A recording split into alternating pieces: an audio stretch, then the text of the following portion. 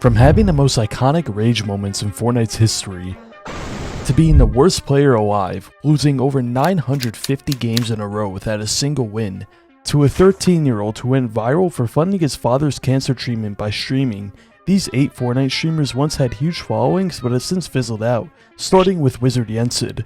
In August of 2019, WizardYensid had a meteoric rise to the top of social media simply through his clips of him raging, with videos of his rage moments garnering millions of views. This then prompted tweets from large creators like Sway. Man, WizardYensid is a legend. This was all made possible by the use of the C920, a Logitech webcam with a notoriously bad mic. It also helped that around this time, loud content classed as funny mic was hugely popular. But as the story goes with a lot of content creators, he failed to diversify his content and quickly fizzled out in a few months. He would later be banned on Twitch for what he said was talking shit to a viewer, but judging by other recorded interactions of him saying disgusting things to people, he is probably not telling the full story. Burn her body to the ground. The ban came in March of 2020, and it directly correlates with his Google Trends graph taking a nosedive afterward. Today, he is pretty much entirely forgotten, with some posts on social media being made here and there about his old clips. As of today, he streams on TikTok Live, but while his downfall is probably deserved, Dellor's fade to obscurity was not so much so. Dellor has had a long history streaming, being part of various gaming communities, some of which better to not go into detail about. But in mid-2018, he saw an explosion in popularity as his Fortnite rage clips began to be featured everywhere.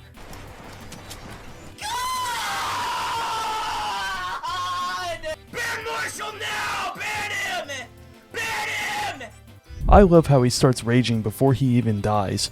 While it was all funny to watch, it was clear that he had much bigger issues outside of losing Fortnite games. This caused Dellor's explosive career to come to a screeching halt in April of 2019 when he got banned for this. Fucking trash. Go fucking cook a fucking sandwich, you fucking bitch. The ban only lasted 1 month, but what Twitch didn't tell him was that his partner status was also taken away, meaning no money from subscribers. While this nearly broke him, Twitch gave him an ultimatum that they would return his sub button, but only if he maintained good behavior for 6 months. But as if Twitch secretly didn't want to give him his partner status back, he was indefinitely banned just 1 day before the 6-month time period was up. This time, it was for what Twitch claimed was self-harm, which in reality was just a clip of him smashing a keyboard over his head like he's done thousands of times before. The cruel nature of this ban shocked many in the community, with big streamers like Ninja beginning to back Dellor. Finally, 1 year later, Twitch unbanned Dellor, but again, didn't grant him his partnership status back.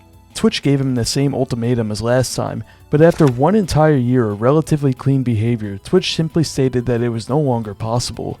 Things only got worse a few years later when people began showing up to his house and throwing eggs through his window.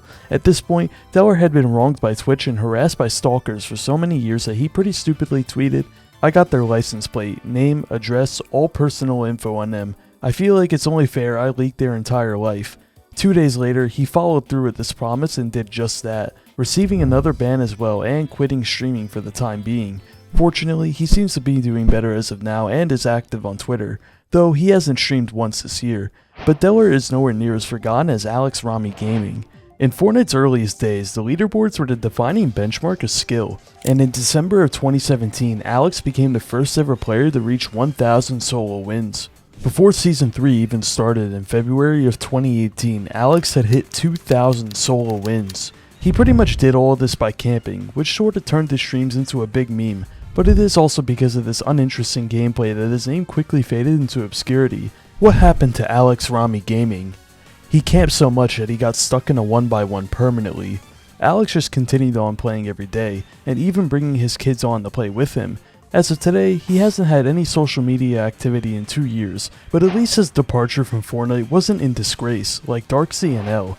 In mid-2018, DarkzyNL began to blow up as part of a trend of younger players emerging onto the scene, but unlike his contemporaries, Darkzy never found much success in competitive and pretty much quit at the start of 2019. A few months later, he was exposed for scamming after he didn't fulfill his end of a deal to sell his YouTube channel. He attempted to get into rapping, even being featured in a YNW Melly song, but it ultimately went nowhere. Just as short-lived in the Fortnite space as SmittyBarstool. While Smitty is a very well-known individual outside of gaming, he blew up in the Fortnite space in 2018 for being bad. Really bad. So bad that he managed to play over 900 games in a row without getting a single win. This only grew his numbers more and more, and he began to get recognized by big figures in the scene. In a video documenting his journey, you could see his viewership going up in real time. But then on July 26, 2018, with 3,700 people watching live, this happened.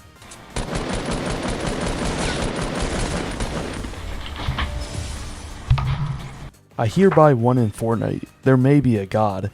After the saga was over, Smitty's relevancy in Fortnite diminished pretty fast, and hopefully the same doesn't happen to me, so subscribe to prevent that.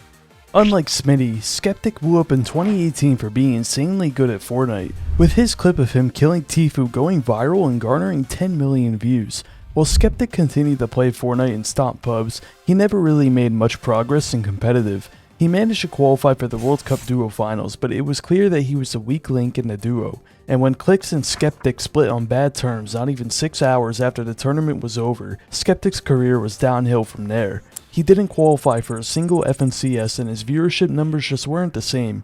Since 2021, he has been on and off with making content, with his most recent foray into documentaries seemingly not panning out as he wanted. Discussed in these documentaries was Slappie.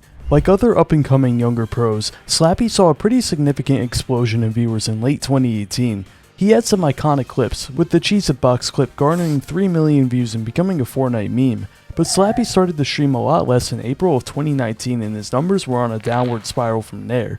He went MIA for nearly 5 entire years, but very briefly returned in December of last year and he seems to be doing very well for himself, but no person discussed so far reached the heights that zylTV did. On July 8th, 2019 at 1:36 AM, pro player Macwood tweeted about how there was a kid streaming 10 plus hours a day in order to raise money for his father's cancer treatment. Not even 30 minutes after uploading the tweet, $2,000 was already raised. 45 minutes later and it was $3,500. 1 hour later and it was nearing $5,000. 3 hours later, the news made its way to the insanely large livestream fails subreddit, where it got 26,000 upvotes. Later that day, that Denver guy uploaded the video covering the story and from there, it went nuclear. Mainstream news outlets started to cover the story, and of course, garbage tier wholesome Reddit memes began to be made about the situation. All of the media craze allowed him to blow way past his original $5,000 goal. To top it all off, Ronaldo and Ziff, yes, the World Cup cheaters Ronaldo and Ziff, flew him out to New York City for the World Cup, all paid for. After that, he continued the stream, to dwindling viewership.